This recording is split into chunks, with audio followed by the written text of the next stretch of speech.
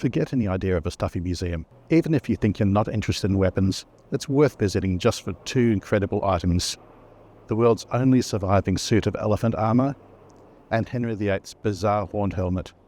And here's the kicker: the National Collection of Arms and Armour, 5 jam-packed floors of incredible objects, won't cost you a penny to get in.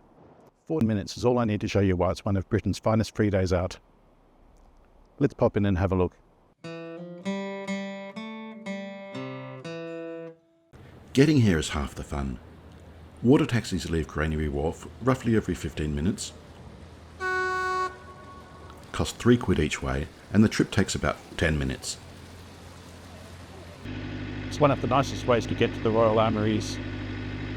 When you step off the boat, the scale hits you. 5 stories, nearly 7,000 square metres, and every inch stuffed with blades, bows, and brilliant stories. Entry is free of charge.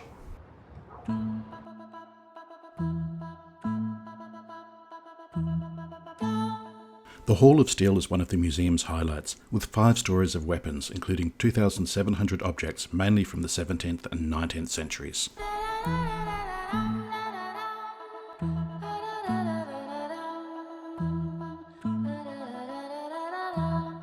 Head upstairs and you're in the tournament gallery.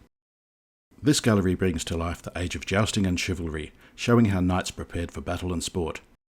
You'll see full suits of tournament armour, including pieces designed to protect riders from high-speed collisions with lances. The displays also show how tournaments evolved from brutal training exercises into lavish spectacles for kings and nobles, complete with pageantry, music and elaborate costumes.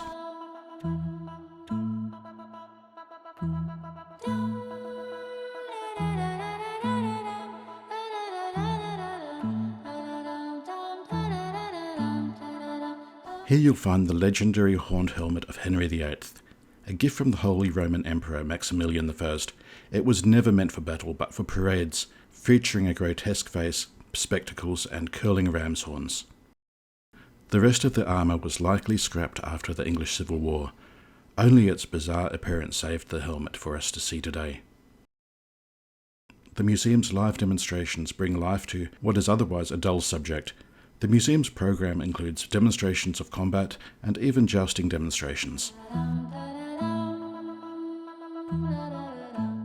Next we move to the War Gallery, which explores how weapons and tactics have shaped conflicts through the centuries.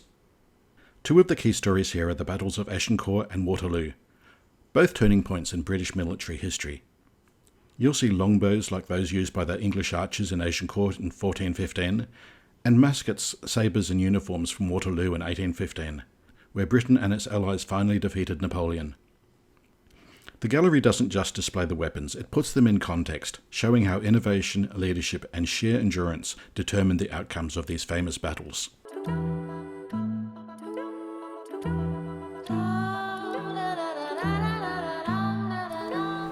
Now we step into the Asian Gallery, which explores the art and warfare of cultures across Asia. This gallery features beautifully crafted arms and armour from India, Japan, China and the Islamic world.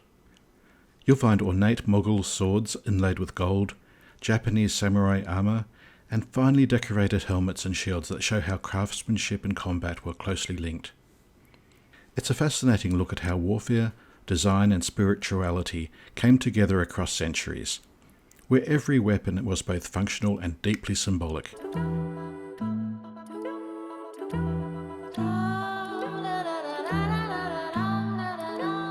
This 17th century Indian armour is the only near-complete example of elephant armour in any public collection in the world. Made of 5,840 iron plates and weighing 118 kilos, it's a masterpiece. That's the lot. Hit the like button if this has inspired you to visit the Royal Armouries. It helps out a lot more than you think. Have a favourite object or question about the shows? Let me know in the comments below. I read everyone. New around here? Subscribe for more guides to things to see and do and places to stay in England.